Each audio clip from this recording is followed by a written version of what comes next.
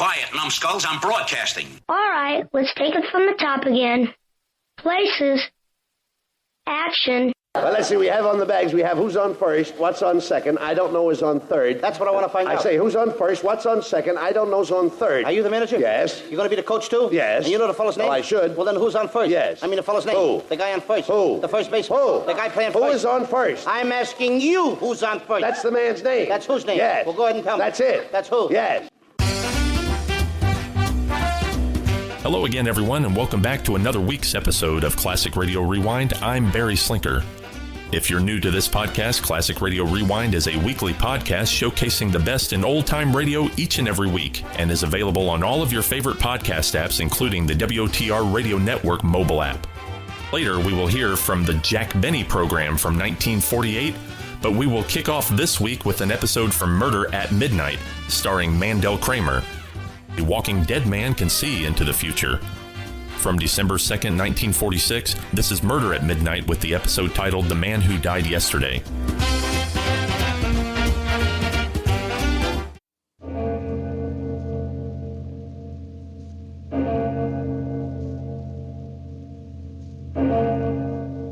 Murder at Midnight. For the last time, Walt, please let me go. Nuts. Then it has to be this way. Hap, no. Drop that gun. I'm sorry, Walt. Very sorry. I've known all along you had to die tonight. But I didn't know. I killed you.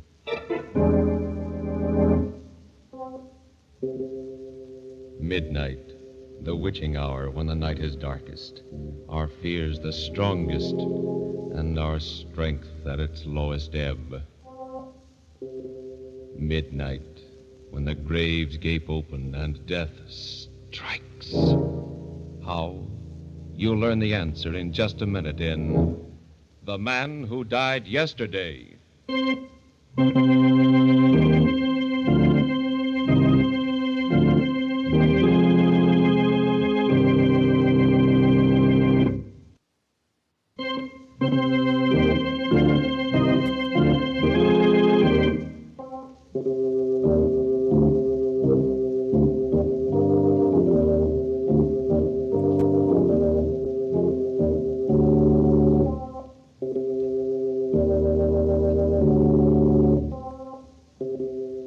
And now, Murder at Midnight.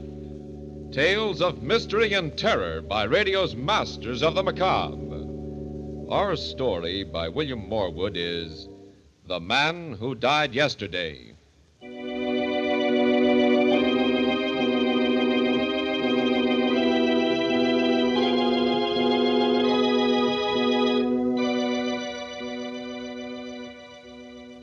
Afternoon on a little-traveled highway.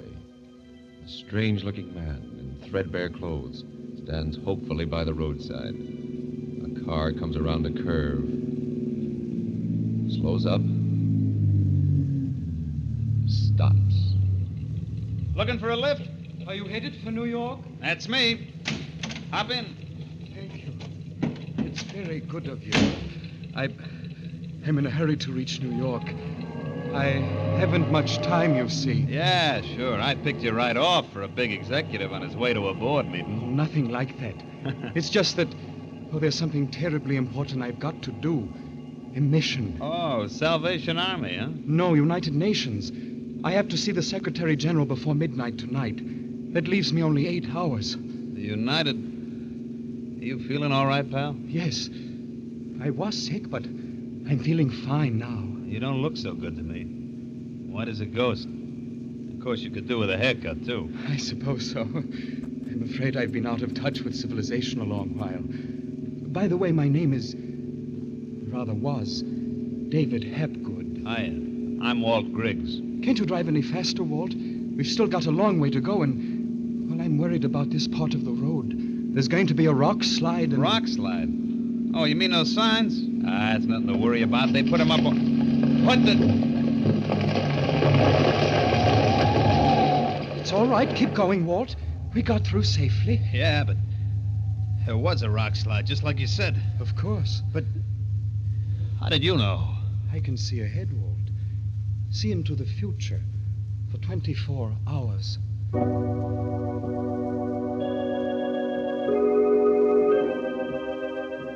The guy was nuts, of course, but still, what are the odds against calling a long shot like that?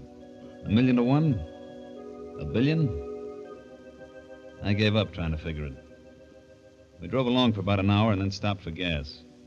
There was this hamburger joint right by. Where are we going, Walt? Grab a bite. Oh, but there isn't time.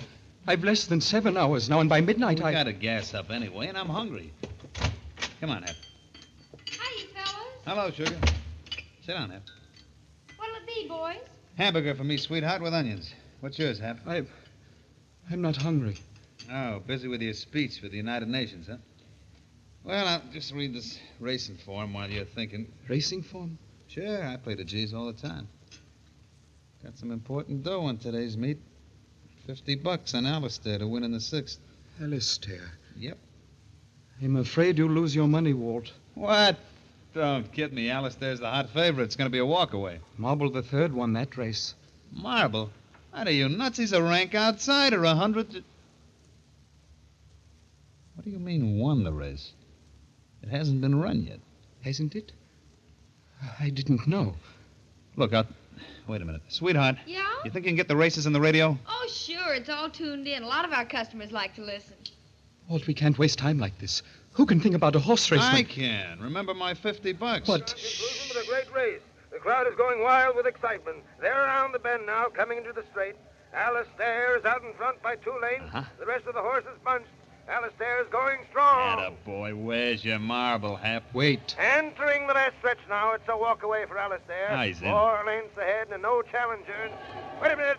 Alistair stumbles. Can't regain stride. He's down. What? The jockey's going clear, but Alistair is... The other horses have gone past. Number 8 is out in front. Number 8, Marble the Third. Marble the Third. Marble the Third, and Marble wins. We-oh! Turn that thing That's off. fun for the books, folks. The most extraordinary... I'll be... You knew it all the time, Hap. You knew Marble had to win. Of course.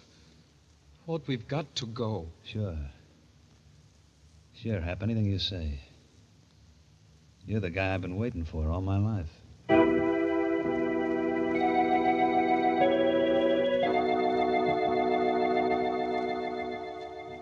I didn't need no more figuring to tell me Hap was a gold mine. And I had him first before anybody else could get their hooks into him. The only thing that worried me was the way he talked. All this about midnight, not having much time. I had to use him while I had him, even if it meant taking chances. So while we drove, I worked on a plan. Walt, we've left the New York road. The signs are pointing the other way. I know. I'm taking a shortcut through a town called Hassock. Hassock? Yeah. That name mean anything to you, Hap? Hassock? Think hard. Let me see. There's going to be a holdup there tonight at the factory.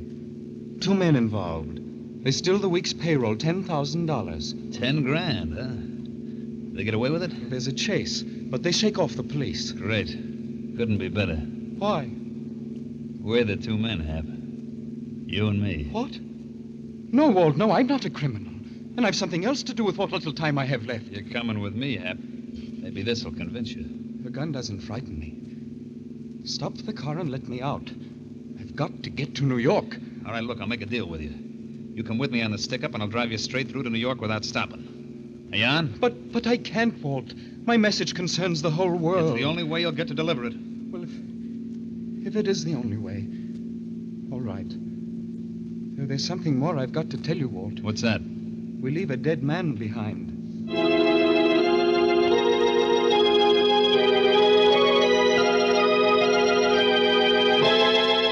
It was getting dark when we hit town. I drove down the main street and onto the factory building beyond.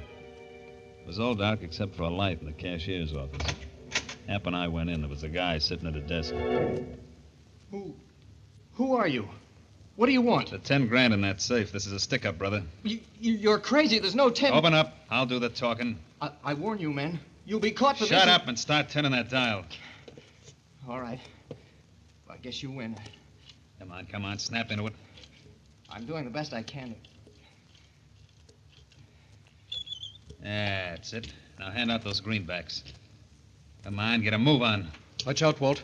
He's turning in an alarm. One of you double-crossing rat. Oh! Take carry you! It's the guy that had to be killed, Hap? Yes. Okay, then step on it. The cops will be swarming around like flies.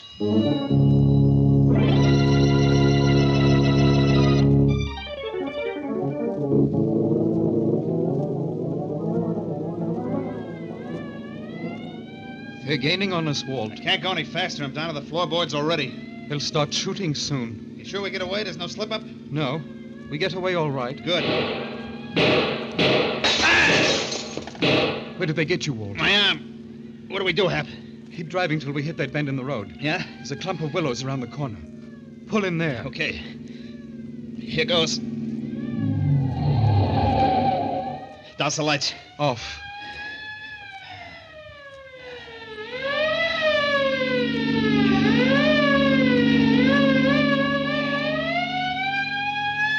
We shook him, Hap. Just like you said. No hurry. Get back to the New York road. I've less than 3 hours left. Okay, but I gotta stop and see a doctor. A doctor? Sure, my arm. Oh, what's the matter, Hap? I'm afraid of that, Doctor. Something happens there that I don't understand. What is it? I don't know. It's something I should have explained before. I can see into the future for you, Walt, and for everyone else. But not for myself.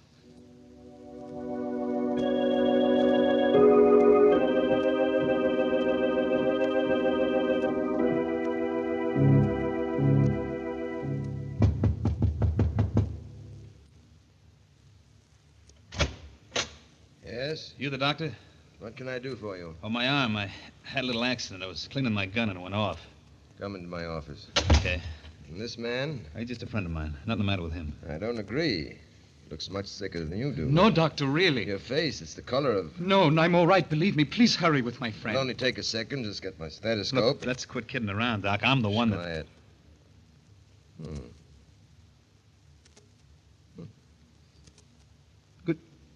Good Lord. What's the matter, Doc? Why are you looking at him like that? But it's impossible, of course, but there's no heartbeat. No. But that's impossible. If your heart wasn't beating, you'd be... Dead? Yes. I've been dead since yesterday, at midnight.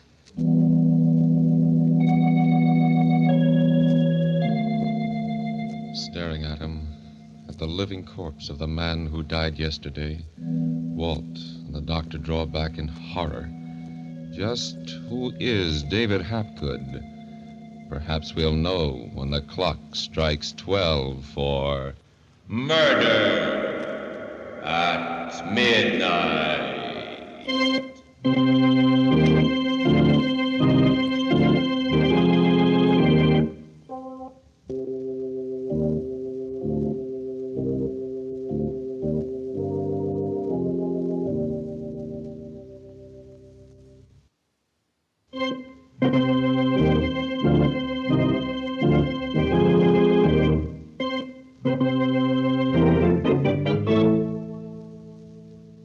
And now, back to Murder at Midnight and The Man Who Died Yesterday.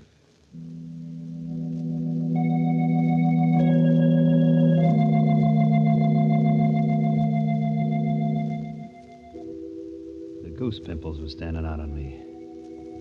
Here I'd found the guy, been with him for hours through a hold-up and a killing. And now I was hearing from his own lips that he was dead. He gave me the creeps. I wanted to take it in the lamb, but instead I was froze to the floor. I heard the doc saying... You've been dead since yesterday? Yes, Doctor. But that's impossible. There must be some explanation, some obscure heart condition. There is an explanation, but not that kind. You see, I was cheated out of 24 hours at the time of my birth, and I'm just making up for it now. How do you mean? This will sound fantastic to you, but nevertheless it's true. I was born on a ship crossing the international date line. I started coming into the world during the last moments of a Friday and finished up early on Sunday. So I skipped a whole day of my life. I've always been living 24 hours ahead of myself. But that's shin. It's gospel, Doc. He can call the turn on anything like he was reading tomorrow's paper. I told you it would sound fantastic, Doctor. But it is true. When I realized it, I tried not to use it for selfish ends. I wanted to help people, but I never could. People would never listen to me, believe me. Finally, I realized that there was no place for me in the world, that man wasn't meant to know the future.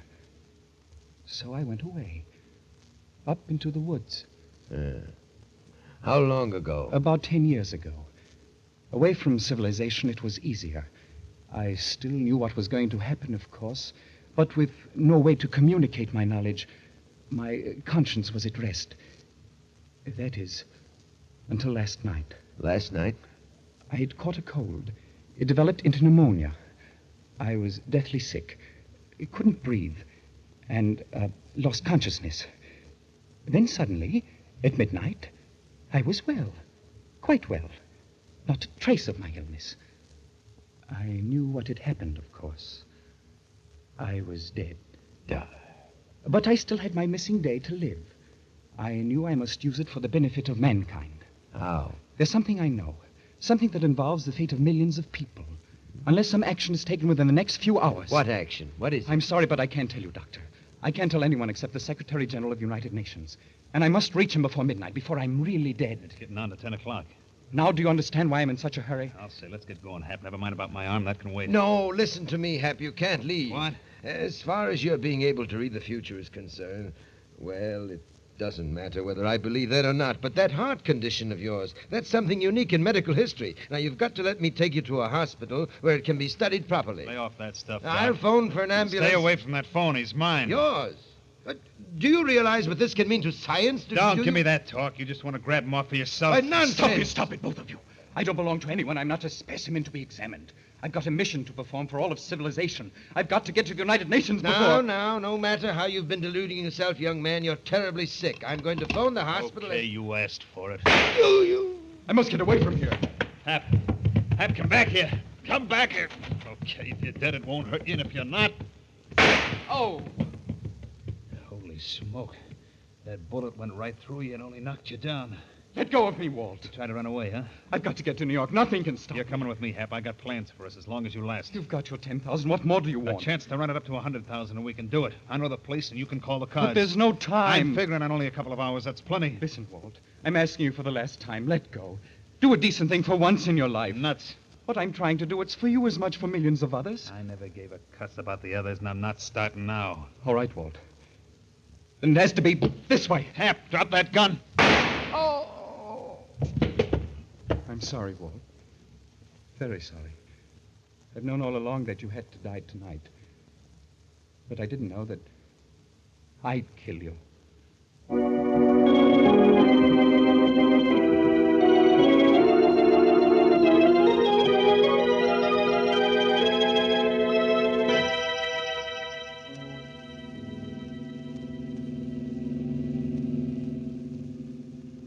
Kind of a silent type, ain't you?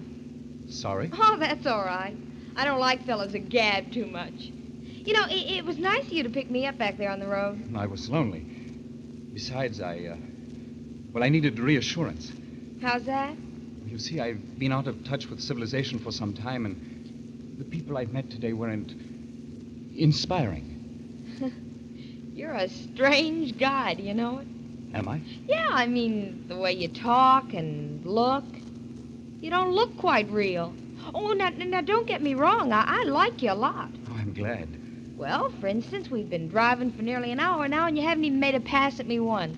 I'm afraid that wouldn't do either of us much good. Yeah, but just the same, a girl appreciates a little thing like that.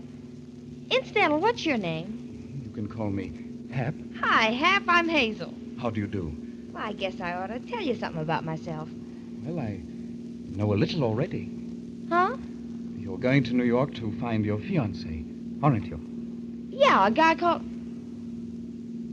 Say, how'd you know that? You're going to look him up in the phone book and call. Then you're going to find out that he's married. What?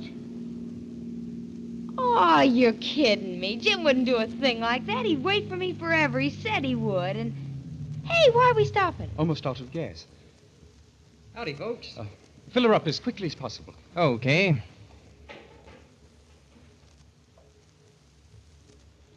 How far to New York from here? Well, you ought to be at George Washington Bridge in about 10 minutes. Fine. You folks hear about all the excitement on the highway? No, what happened? Well, the cops are looking for a crazy killer. Murdered 3 people. One was a stick-up, and the other 2 was a doctor and his own sidekick. Oh, what's he look like?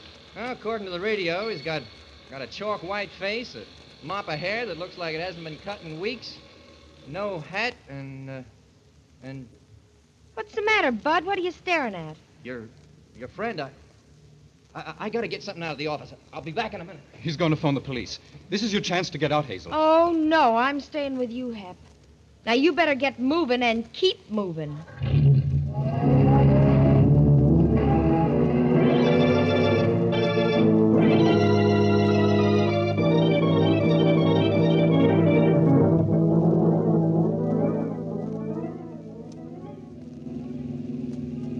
No sign we're being followed. We may make it yet.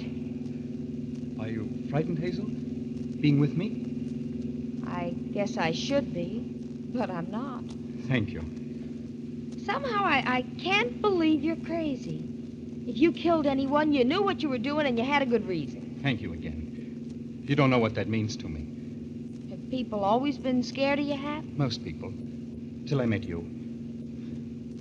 Why couldn't I have met you sooner, Hazel? Well, what's wrong with now? It's a little late. Not for me. You honestly mean that? Sure. Well, then perhaps it's going to be all right after all. Perhaps we'll meet again. What do you mean? I didn't mean to tell you this. Perhaps I shouldn't now.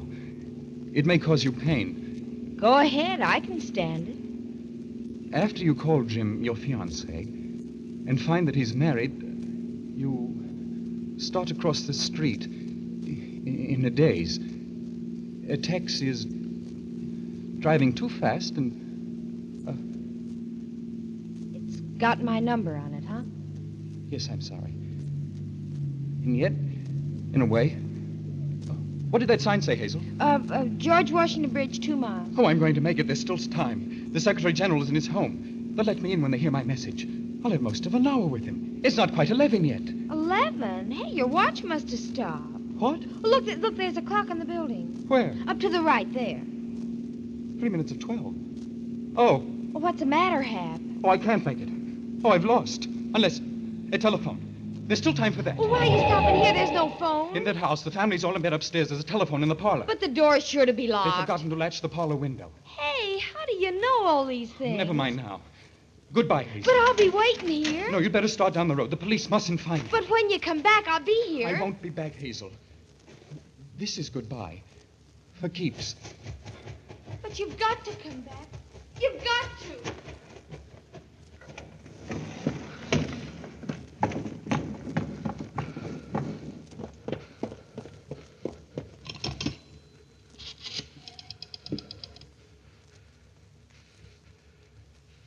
Operator, get me the Secretary General of the United Nations at his home. Hurry, please. It's urgent.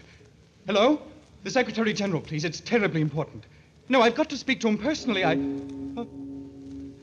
Midnight. Hello? Will you get him for me? There's no time left and... never mind. I'll tell you. It's about...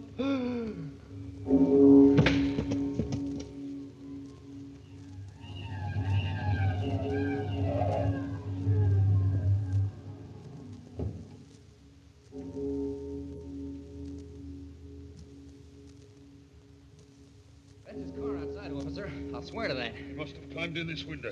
We'd better go in and have a look.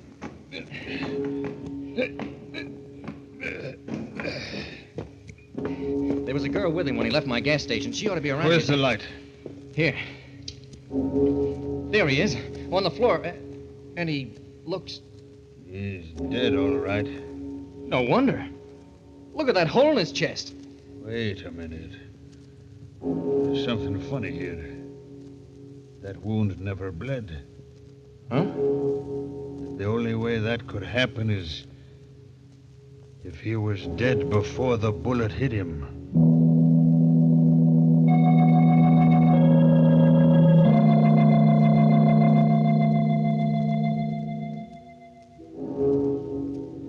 Two men staring at a corpse that is finally still, and still forever. The corpse of the man who died yesterday. While outside, somewhere in the night, a restless spirit keeps a rendezvous that none can avoid. And the distant clocks chime the last notes in epilogue for Murder at Midnight.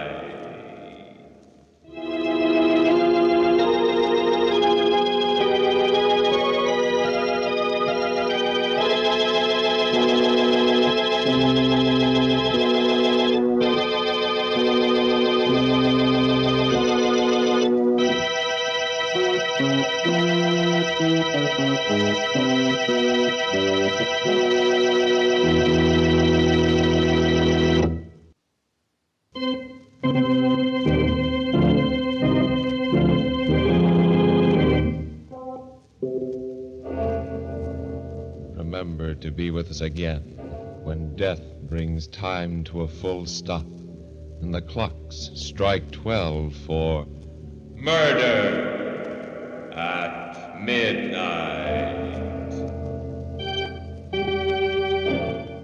The part of David Hapgood was played by Stuart Brody. Vandell Kramer was Walt. With music by Charles Paul, Murder at Midnight was directed by Anton M. Leader.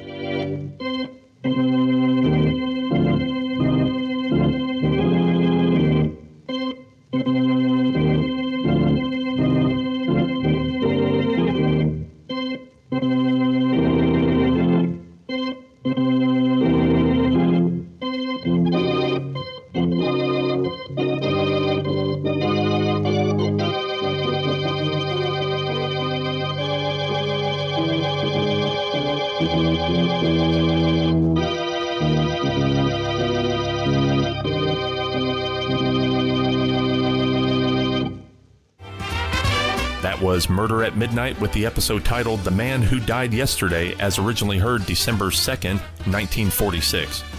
The Jack Benny program is up next when Classic Radio Rewind returns after these very important words.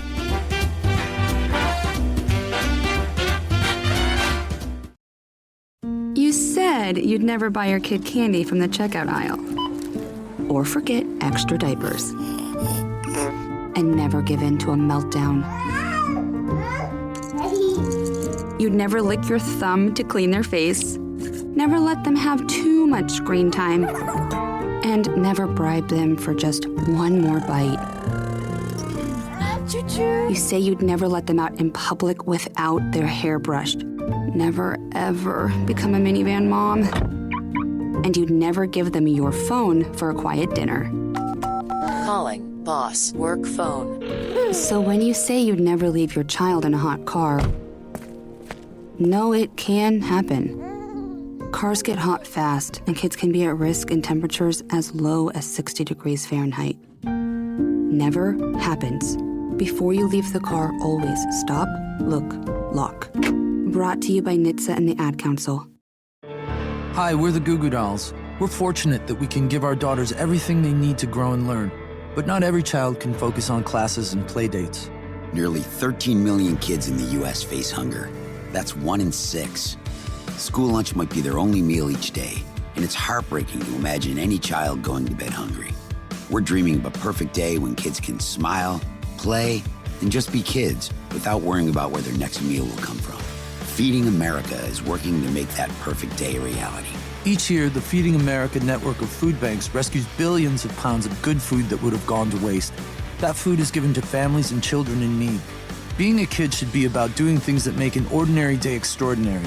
Learning to play an instrument, building a sandcastle, hosting tea parties. Hunger should never be an obstacle to growing up. You can help end childhood hunger in your community by visiting feedingamerica.org.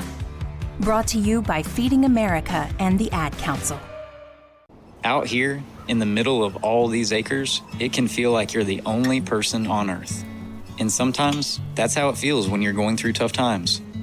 Stress builds up, you have trouble sleeping, maybe your mind is racing and you just don't feel like yourself. So what do? We get help. Lots of people are struggling with their mental health. It's more common than you think. The good news is, there are people in our community who are here for us when times are tough. Sometimes, just talking to someone can make all the difference in the world, so we don't feel so alone.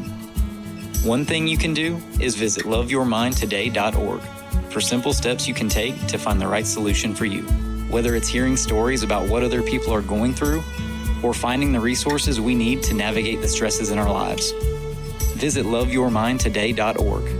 That's loveyourmindtoday.org. Brought to you by the Huntsman Mental Health Institute and the Ad Council.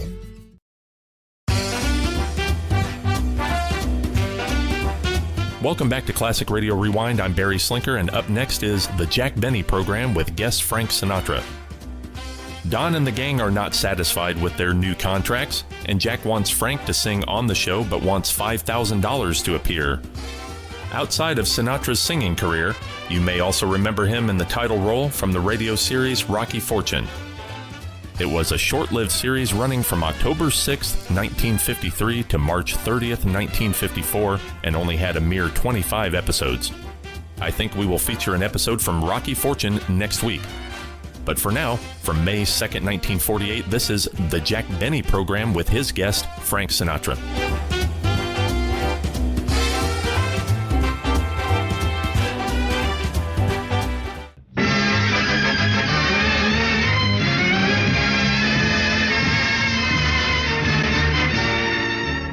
The Lucky Strike program starring Jack Benny with Mary Livingston, Phil Harris, Rochester, Dennis Day, and yours truly, Don Wilson.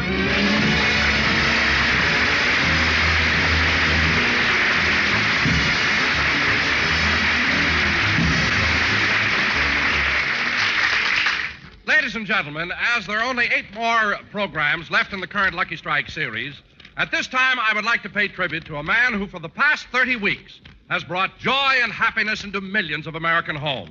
Don't forget the 569,000 trailers. A man whose wit, charm, and personality have endeared him to the hearts of his public. Keep going, Don. We have a half hour. A man who is loved, admired, and respected by every member of his cast. How true. A man who every year at this time picks up our options, Jack Benny.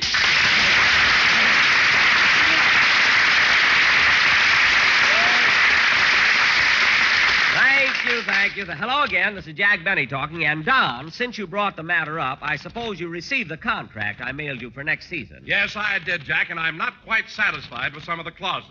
Huh? After serving you faithfully for 14 years, I'm surprised that you had the effrontery to present me with a contract that was not only insulting, but relegates me to a position that no self-respecting man would accept.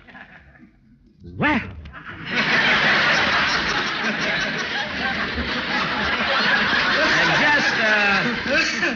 And just what is your complaint, Mr. Wilson? Well, here's the situation, Jack. Now, you get a lot of laughs at the expense of my being fat. Uh-huh. And this year, my weekly salary has been at the rate of $2 a pound. Uh-huh. So I think it's only fair that next year I get $3 a pound. $3 a pound. Don, I wouldn't give you $3 a pound if all your fat was trimmed off and you were hanging on a hook. Anyway, the raise I offered you is as high as I can go. Now, what do you say? I can't sign the contract now, Jack. I'll have to talk it over with the little woman. Oh, you and the little woman. Haven't you got a mind of your own? Yes, but I respect my wife's opinion. I'm very devoted to her. I see. After all, I'm at home with her every day except Sunday. Well, I can fix that, too.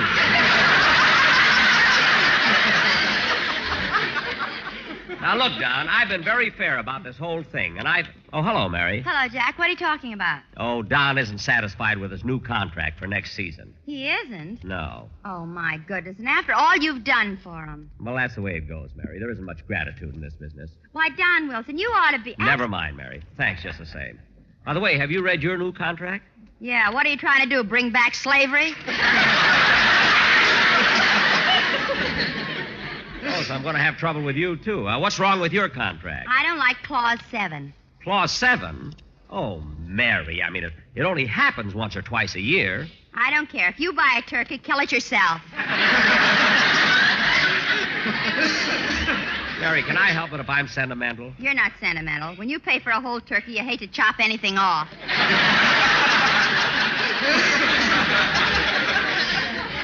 Oh, stop. Sentimental. You even use the head for badminton. I stopped doing that. I mean, I couldn't stand the way it came over the net, staring at me. Anyway, Mary, you've got a lot of nerve complaining about your contract. After all... Hiya, Jackson. Hiya, Don. Hello, Livy. Hello, Phil. Phil, it's about time you got here. What made you so late? It ain't my fault, Jackson. I had plenty of time to get here, but just as I left the house, Alice fainted. Oh, my goodness. That must have scared you to death. Nah, happens every time I kiss her goodbye.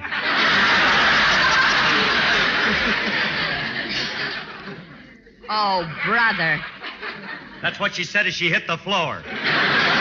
Phil, do you really have that effect on Alice? Jackson, she won't even let me shave with a mirror. She don't want my love divided.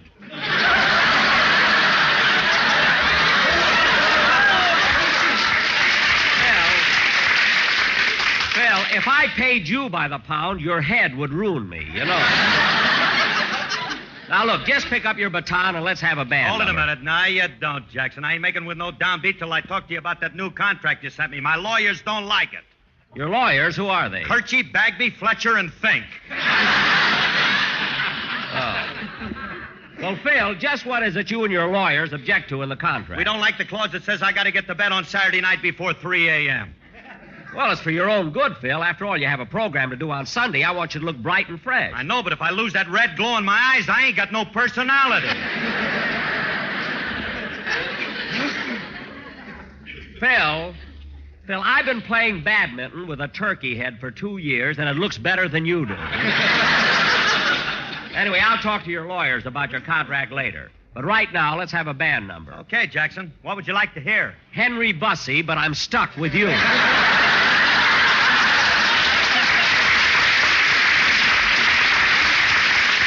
go ahead. Play anything. Hold a minute, Phil. Come in. Well, look who's here. Pardon the intrusion, Mr. Benny. Hello, Mr. Kitzel.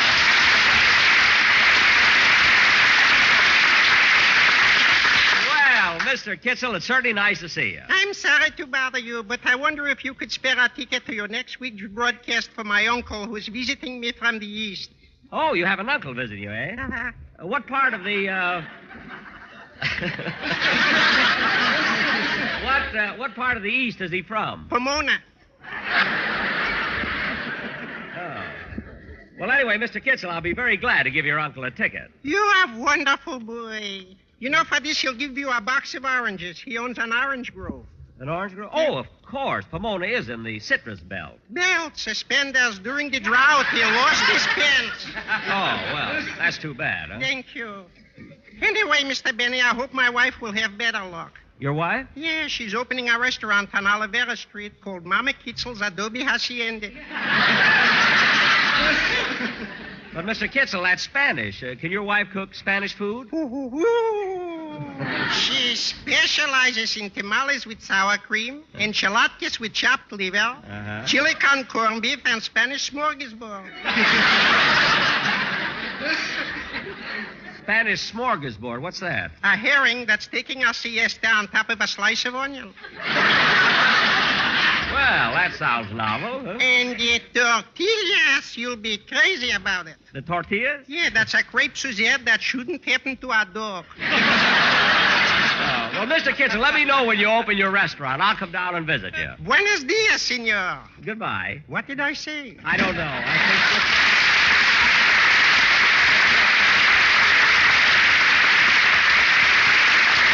Mama Kitzel's Adobe Hacienda. That's a cute name. All right, Phil, let's have the number. Will you?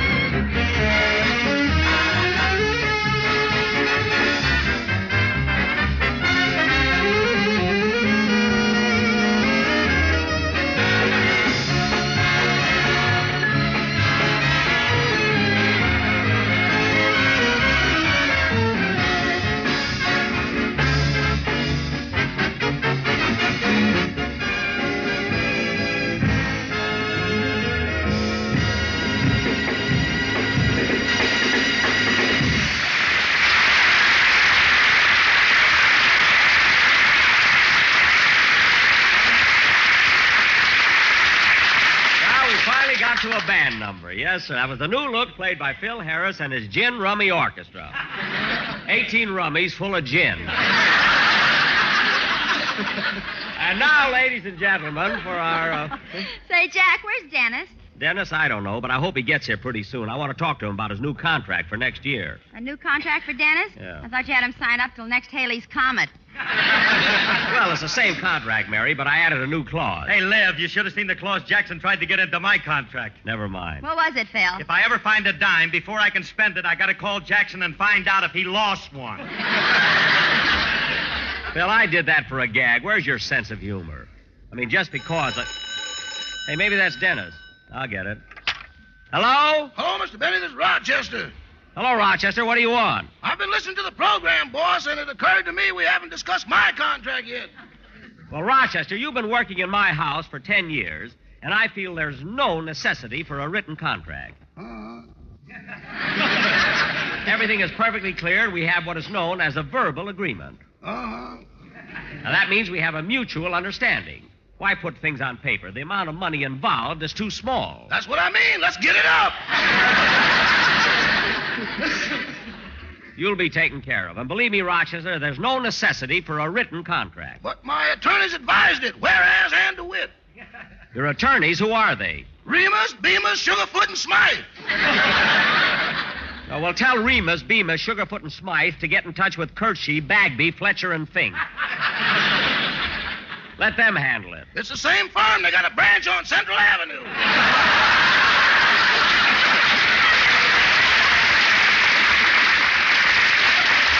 Oh. Well, anyway, Rochester, you've got nothing to worry about. I'm giving you a substantial raise next year. Substantial? Yeah, you know what the word means, don't you? I ain't illiterate. I'm skeptical. Well, you're getting it, so don't let it bother you. I'll see you later. Goodbye. Goodbye. Oh, say, boss. Now what? Are you still going to have company for dinner tomorrow night?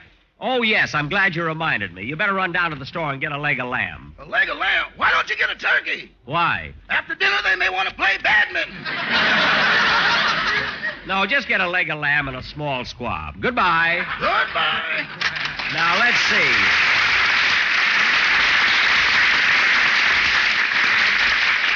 Where were we? Oh, Don. Yes, Jack. I think right now would be a good time for a commercial. But, Jack, the quartet isn't here. How are we going to get laughs? Why, it's simple. Remember a few weeks ago when you did the commercial wearing that old straw hat? People loved it. I know, Jack, but we don't want to do that again. We don't have to, Don. The idea is to give the people something different. What do you mean? Now, look, every announcer in radio reads his commercial standing up at the microphone. Well, how else can you do it? You can lie down. What? Go ahead, Don. Lie down on the floor. I'll bet you the audience will be crazy about it. Oh, but, Jack, I think it's silly to do a commercial lying down on the... But it's different, Don. Believe me, I know what I'm talking about. Lie down. Oh, okay. But do it gently now. You know, we don't want to just...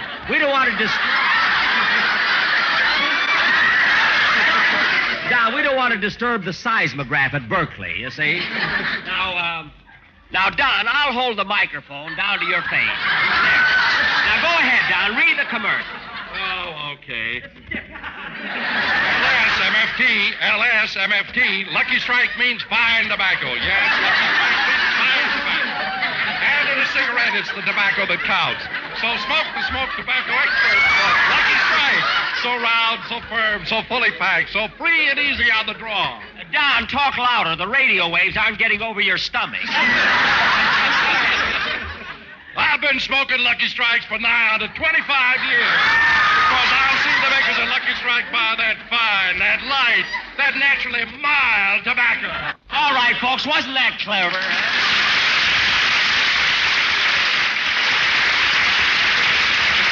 You see, Don? You see, Don, you did get laughs. And I got a Lulu for next week. You're going to read the commercial with your head sticking out of a cement mixer. Say, Jack, What? while you and Don were doing that classy commercial, a note came for you. A note? Who's it from? Dennis Day. From Dennis? What? Dear Mr. Benny, my mother won't let me be on the program until she talks to you about my new contract. Your loyal subject, Dennis Day. Well, how do you like that? Oh, wait a minute, Jack. There's more. More? Yeah. P.S. I found a dime today. Please let me know as soon as possible, as a good humor man is waiting. Imagine Dennis not showing up. He's supposed to sing. What are we going to do for a song, Don? I mean, my contract with Lucky Strike says I've got to have a song every week. Oh, Jack, I've got an idea. What is it, Don? Well, Frank Sinatra's rehearsing a special broadcast in Studio B, and maybe he'll come over and help you out. Sinatra? Yeah. Say, that would be great. Oh, Mary, will you please go over to Studio B, and if Sinatra's there, ask him if he'll come over, will you? Will I? I'll be glad to. Gee, am I excited? I better see if my stockings are straight. Or maybe Frankie'd like it better if I'd roll them down. There, that'll do it. Let's see. Studio B is at the other end of the hall. Da-da-da-da-dee-da-dum, da-dee-da-dum, da-dee-da-da-da. No, that's Jack's tune. He's liable to sue me. Gosh, I bet millions of girls all over the country would love to be in my place right now, going to see Frank Sinatra. But I don't feel any different. Hasn't the slightest effect on me at all. Steady, girl. Steady. Well, here goes. All right, fellas. Let's rehearse But Beautiful once more, huh?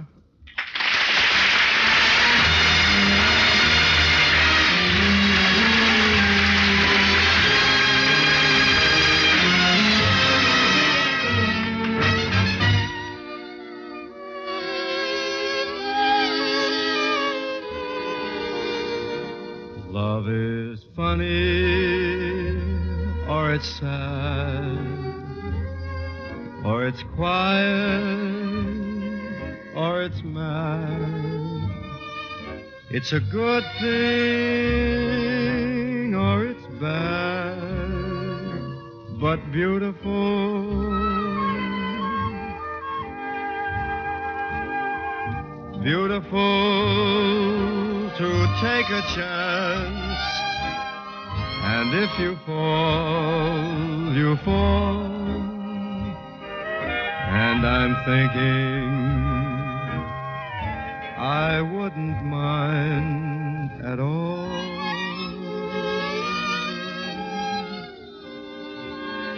Love is tearful or it's gay. It's a problem or it's play. It's a heartache either way,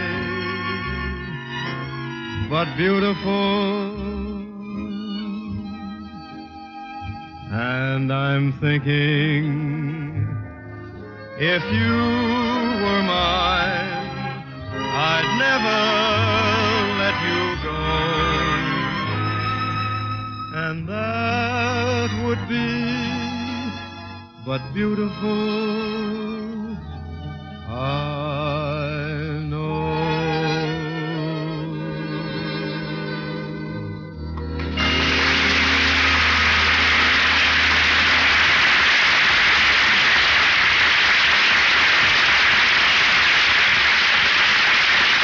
Thank you very much, fellas. That was great, man. That'll be enough for today. Frank.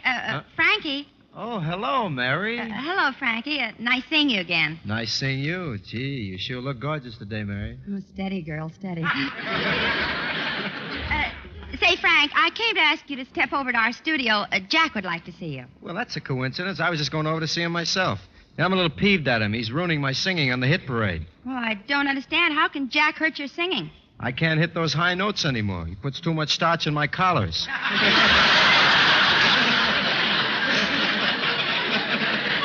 Oh, well, that's Rochester's fault. Jack's specialty is rough dry. Well, that isn't my only complaint, Mary. Yesterday, my bundle of laundry came back and 2 of my handkerchiefs were missing. And they were the handkerchiefs that Crosby gave me for my birthday. Well, how do you know they were the handkerchiefs Bing gave you? They had chloroform on them.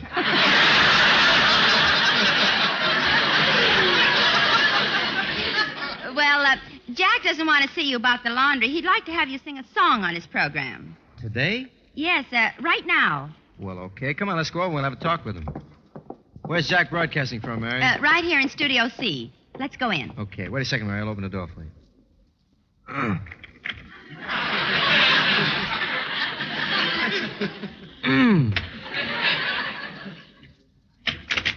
Thanks, Mary.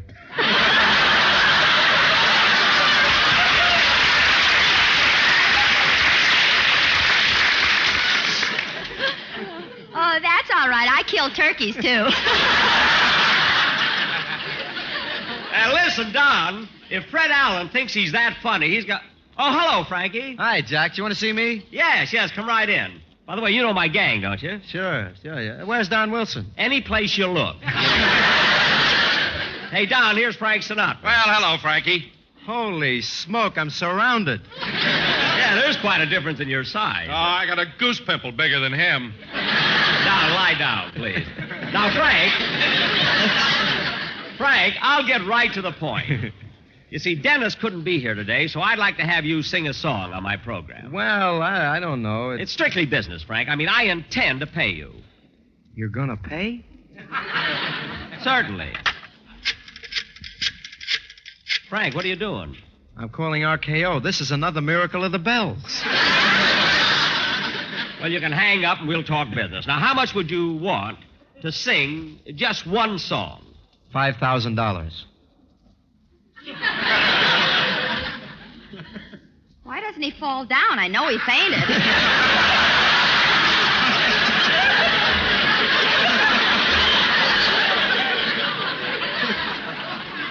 Mary, please.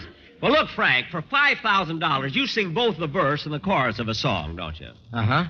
Now, look, Frank, most people don't know the verse anyway. Now, what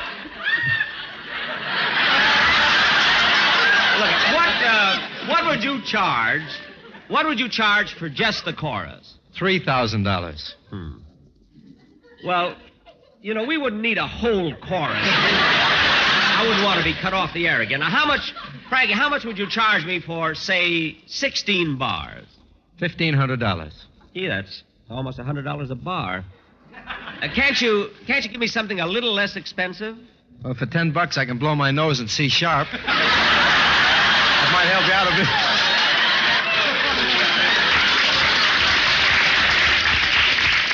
No, Frankie, I know you're short 2 handkerchiefs, you know. Now, look, Jack, what's the use of dickering? My price is $5,000. But, Frank, let's compromise. Look, I'll give you $500. 5,000. 501? 4,999. 502?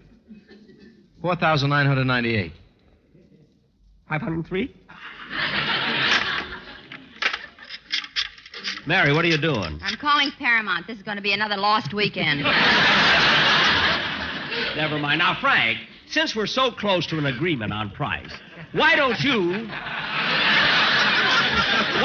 just do your song and we'll settle it after the program? I mean, we shouldn't haggle in front of the audience, you know. It makes you look cheap, you see. Now, come on, sing your song. Huh? Well, okay, Jack. But who's going to accompany me? Phil Harris's orchestra. Oh, no. No, not that. Well, wait a minute, Frankie. A few weeks ago on my show, they accompanied Bing Crosby. I know, but he already made his.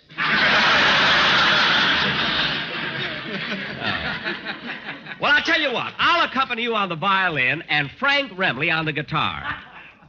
Frank Remley? Yeah. That's Phil Harris's nature boy. Now, I'll get my violin. Oh, darn it. Excuse me, Frank. Hello? Hello, Mr. Billy. This is Rochester again. Oh, what is it this time, Rochester? Well, I'm listening to your program, and I just heard Frank Sinatra. That's right. He's here. What about it? Boss, you've got to get an Oscar to give back to Mr. Coleman. Yes? Well, Mr. Sinatra won an Oscar a couple of years ago in a picture called The House I Live In. Say, that's right. He did. Gee, I wonder if he'd lend it to me. He might if he hasn't thrown it away. Now, why in the world would he throw an Oscar away? Could be jealousy. It weighs more than he does. Gee, Rochester, I'm glad you told me about him. By the way, I think you're putting a little too much starch in Mr. Sinatra's collars. He looks like a dehydrated Herbert Hoover. Be careful, will you? I will. Goodbye. Goodbye. Now, look, Frank. I'm already now, Jack. You get your violin. Look, Frank, let's hold the song for a minute. I want to talk to you about something very important. What is it, Jack? No, not here. Let's go out in the hall. Okay. Now, Frank, I'm not going to beat around the bush. As you know, I lost Ronald Coleman's Oscar, and I've got to get one to replace it. Yeah? Now, you won an Oscar, didn't you?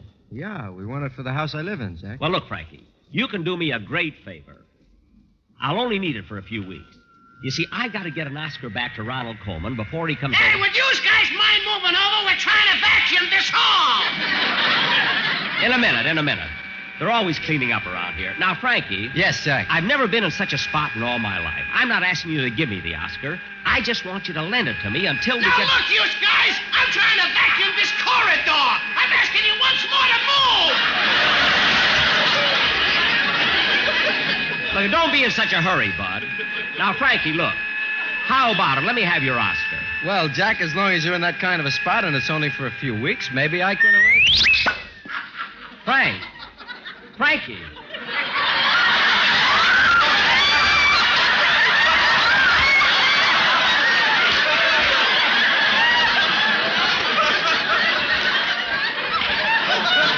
Darn it, he got too close to the vacuum. Now I'll have to go outside and wait till they empty the bag. Everything happens to me.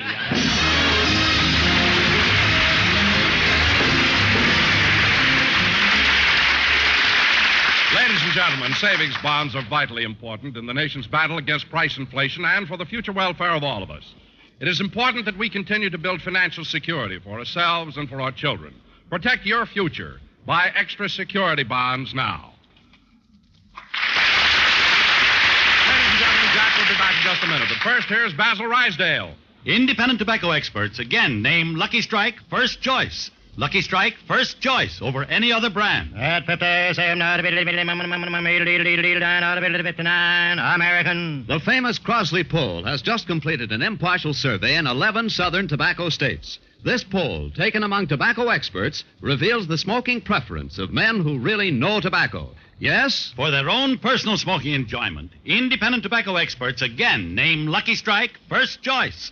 Lucky Strike first choice over any other brand. These are the experts, auctioneers, buyers, and warehousemen, and we believe their overwhelming preference for Lucky Strike has a direct relationship to the quality tobacco we purchase for Lucky's. You've heard the poll results. Now listen to what Mr. Carl Hartfield, 29 years an independent tobacco buyer, recently said. At auction after auction, I've seen the makers of Lucky Strike buy fine tobacco. Good ripe leaf that's got real smoking quality. I've smoked Lucky's 28 years. So, for your own real, deep-down smoking enjoyment, remember... LSMFT. LSMFT. Lucky Strike means fine tobacco. So round, so firm, so fully packed, so free and easy on the draw. Gosh, where could they have emptied that vacuum cleaner? I've looked in every rubbish can in the alley here. Frankie, where are you? Well, he's not in this one. Go away, Kitty. I'm working this side of the alley. Frankie! Well, there's nothing left for me to do. Next week, I'll just have to go over and apologize to Ronald Coleman. Ronald Coleman? Yes. Good night, folks.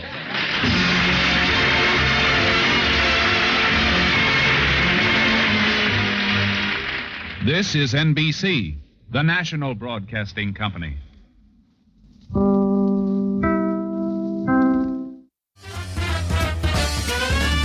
That was the Jack Benny program with his guest Frank Sinatra, as originally heard May 2nd, 1948. A programming reminder that coming up this 4th of July, get ready for Old Time Radio USA's annual 4th of July, yours truly, Johnny Dollar Marathon. We're talking 24 hours straight of America's favorite expense account slinging investigator. You'll hear the best episodes featuring not just Bob Bailey, but also Charles Russell, Edmund O'Brien, John Lund, and more. It's a full day of mystery, drama, and classic radio vibes, perfect for your Independence Day hangout. Let Johnny Dollar be the backdrop to your 4th of July fun. Only on Old Time Radio USA, part of the WOTR radio network. And that brings this week's Classic Radio Rewind to a close. Don't forget to click subscribe wherever you get your podcasts to make sure you don't miss out on next week's show. Also, check out the WOTR Radio Network website where you can listen to any of the 4 live streaming old-time radio stations. They broadcast 24 hours a day, 7 days a week. Don't want to be confined to your computer? Check out the WOTR Radio Network mobile app and stream this podcast and the 4 live streaming stations on the go. Pair to your car's Bluetooth system for listening in your car on the go. Check us out on our Roku channel as well. Next week, we'll hear from Rocky Fortune, as we alluded to earlier, and we'll hear from Dr. Christian. So, for Classic Radio Rewind and the WOTR Radio Network, this is Barry Slinker saying goodbye for now.